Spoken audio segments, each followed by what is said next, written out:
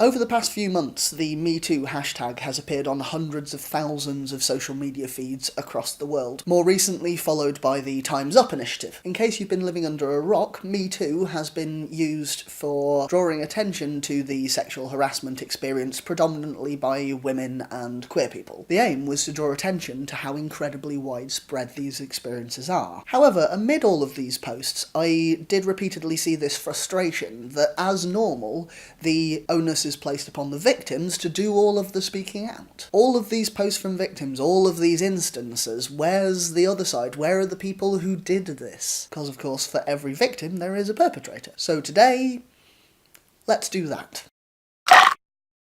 Early on, when #MeToo was at its height, I did actually consider posting it myself because, fair to say, Me Too, multiple times over the course of 28 years. However, this has primarily been a push for awareness of this being targeted at women, and so I decided not to. Absolutely nothing against the men who did decide to post it. Personally, I didn't feel appropriate doing so. The other side of that experience is interesting as well, though. Sexual abuse and harassment are rightly starting to actually get the attention and the traction that they need. People are becoming aware of it, accusations are happening, and repercussions are coming from those accusations. This is vital and important, and I'm incredibly glad that it's happening.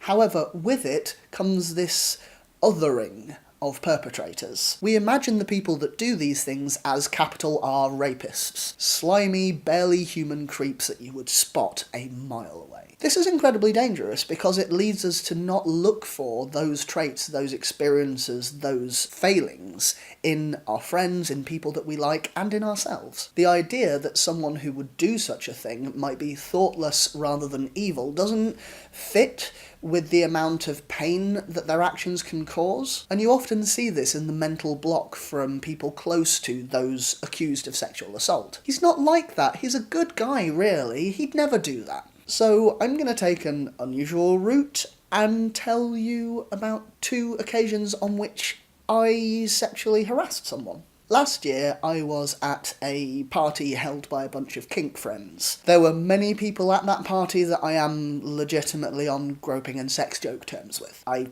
have those kinds of friends.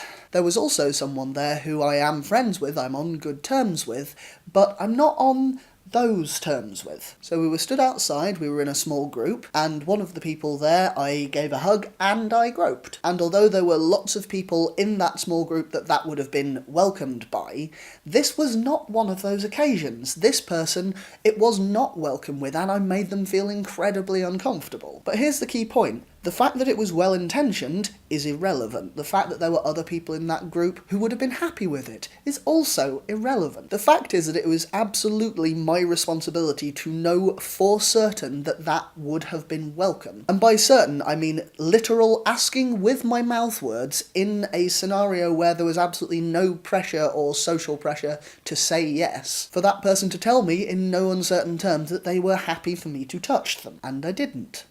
And so, absolutely my fault. In the second example, one of my housemate's girlfriends was over, and I was in his room and I was chatting to both of them. I made a joke that made a sexualizing reference to her body, and again I made somebody incredibly uncomfortable. In a similar way to the last example, it came from a place of assuming that we were on those kinds of terms, from the fact that there are plenty of people with whom I am on those terms, and just not taking the time, not taking the effort, not having enough presence of mind to check that that was actually the case with this person. She wasn't being humorless, I was being inappropriate. So those were my experiences. It may be useful to add to the conversation to take some of the onus away from always having to be the victim speaking out. If anyone else has similar experiences, and what you did and what you would change about how you acted. And regardless, thank you very much for joining me, and I hope to speak to you again soon.